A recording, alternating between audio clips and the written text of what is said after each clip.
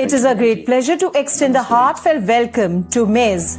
Jaymala Sharma, founder and director of Laya Wellness Group and the inspiring force behind two Flourish Yoga communities in Melbourne, Laya Yoga Point Cook and Westside Yoga Sidon.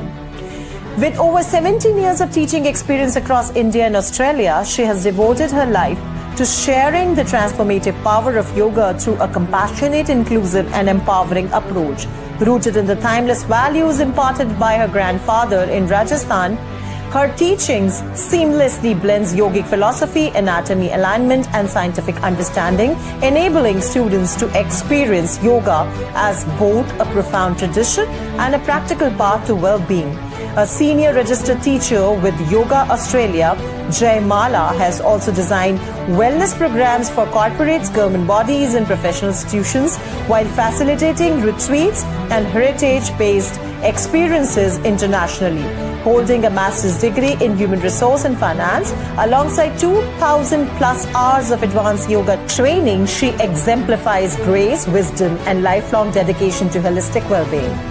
Her nurturing spirit, authenticity and unwavering commitment to universal consciousness continues to inspire countless individuals across the globe. So ladies and gentlemen, please put your hands together to welcome Ms. Jaymala Sharma.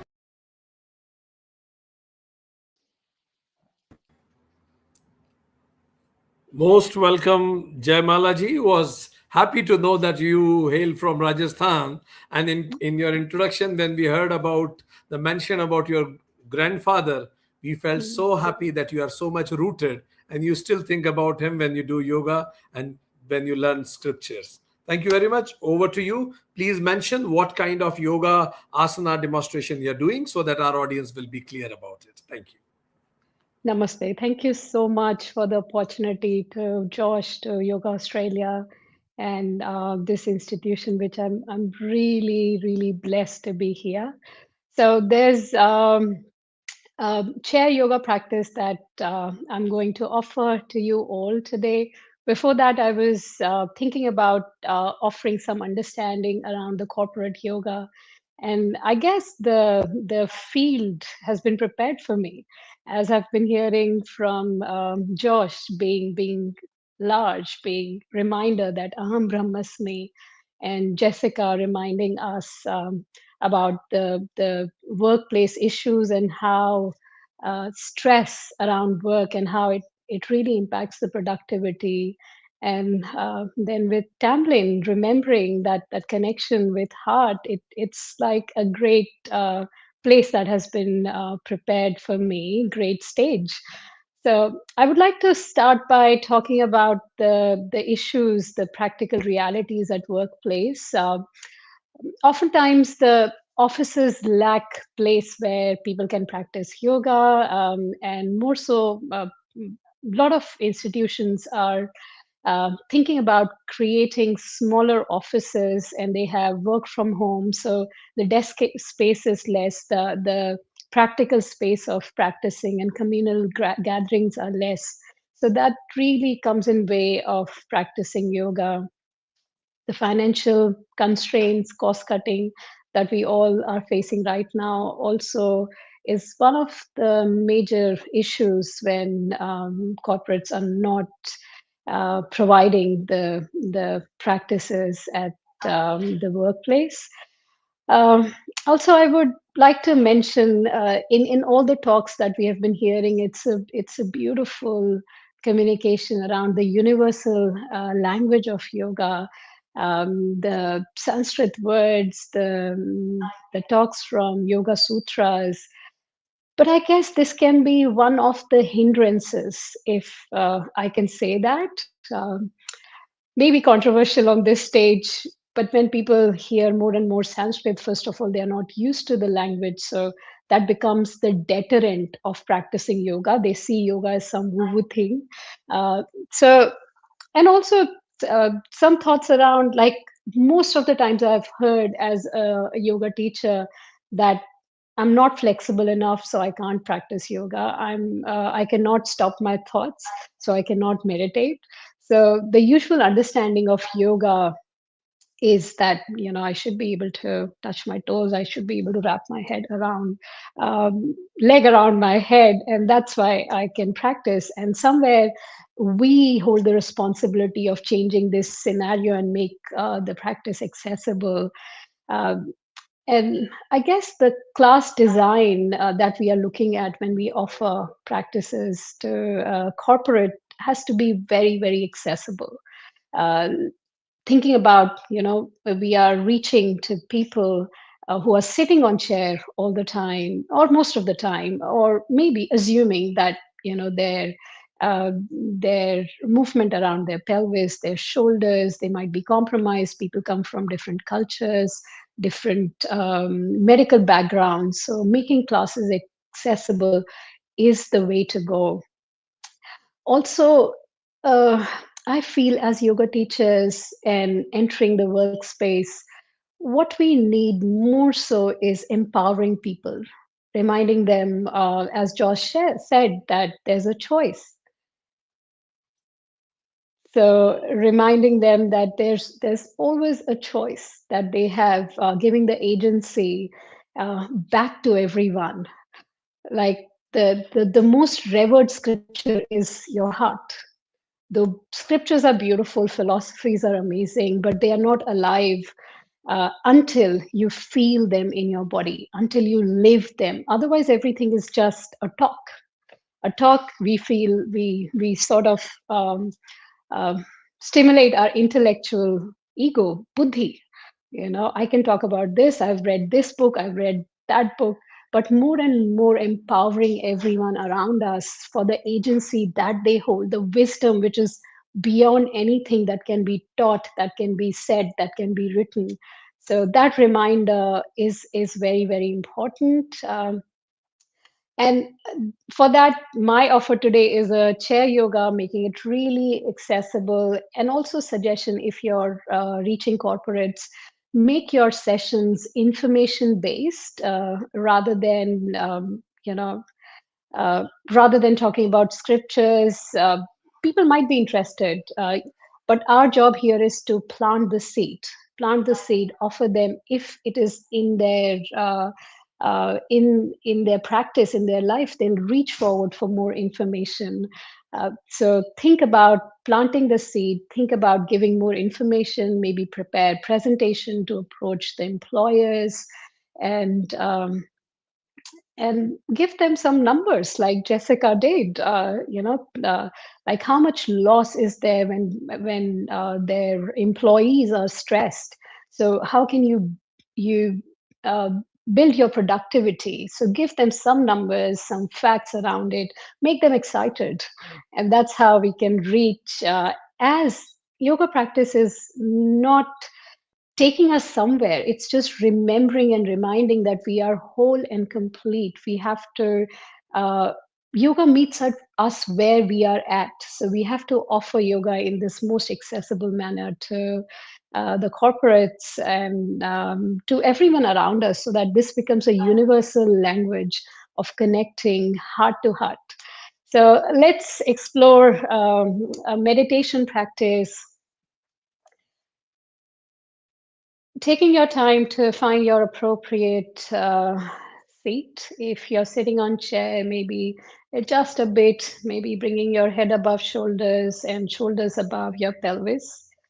Once you find your upright spine, perhaps weave in softness, weave in presence, and notice the inhale and exhale entering and leaving your body. Now I invite you to visualize your skull, your mind space inside your skull. Now think about breathing into the center of your skull and breathing out to the periphery. Breathing into the center of skull and breathing out to the periphery. Now visualize as if when you inhale to the center, the brain is contracting. And as you exhale, the brain is expanding.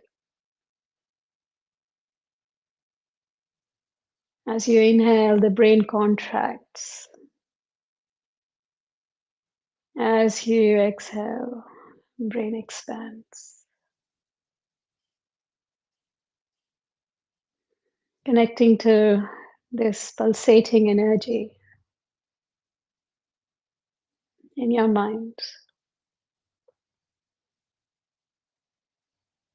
If visualization, awareness of your brain is not available this evening, that's a beautiful space to start. Yoga meets you where you are.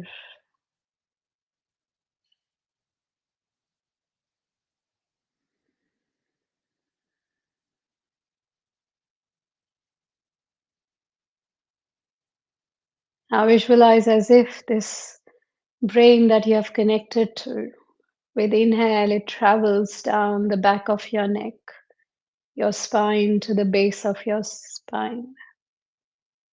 From the base of your spine, it expands out to the periphery. Inhaling, the brain contracts and travels to the base of spine. Exhale and it expands.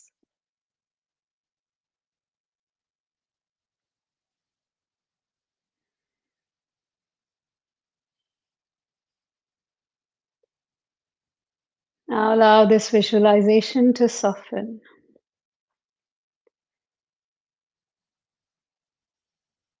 And perhaps bring it to the forefront of your mind that each and every cell of your body carries the brain of its own.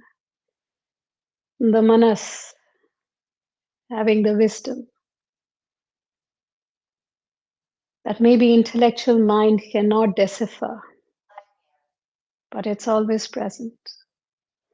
And with this awareness, I invite you to open your eyes and lift your hands forward, releasing your wrists by splashing the water. Circling around your wrists, changing direction of circles. Now I invite you to reach your arms out. Think about you have 2 dinner plates in your hand and you're creating figure eights. So moving through your shoulders, creating figure eights.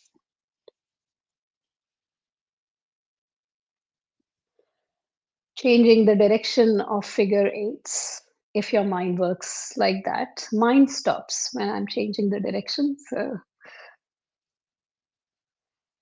And now interlacing fingers behind your head. See if you could lean on slightly to the support of your hands and visualize as if your hands are your support system. Softening your breath and twisting towards one side. Exhale, breath, twisting to the other side without any rush. Move with your breath. Twisting back to center, twisting to other side. Now coming back to center, we'll explore some movements around shoulders. So think of your elbows as the canoe, bringing one arm forward, another back. Changing direction of circles.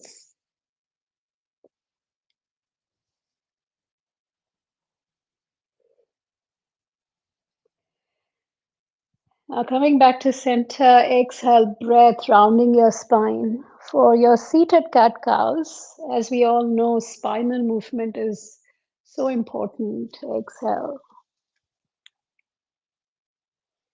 Inhale. Exhale. Inhale.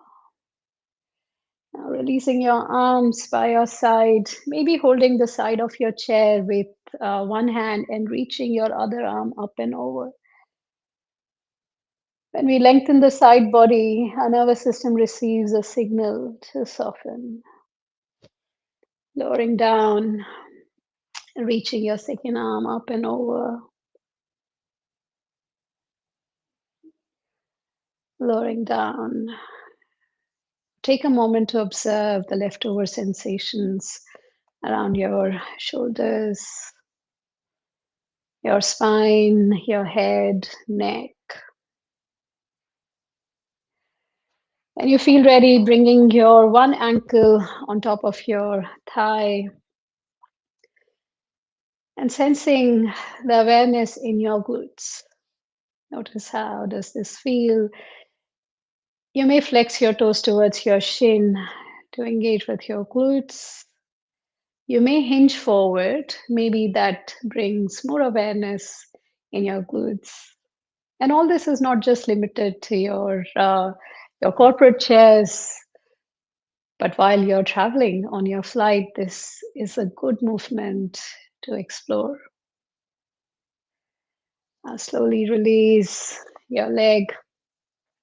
And when you feel ready, your second ankle on top, finding your exploration, perhaps flexing your toes or hinging forward.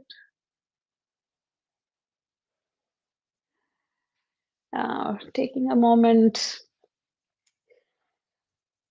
noticing how your mind and body feels here. Thank you so much for being part of this very short movement. Maybe we were using so many words today, so maybe it really moved from here to here. That's the journey. That's the Yes. journey of spirits moving from brain to heart. So thank you so much. Thank you very much, Jaymala ji. It was very beneficial, and how you connected it with daily chaos and conflicts and challenges of corporate life. I'm sure people will connect better with it. Thank you very much. Looking forward. Thank you.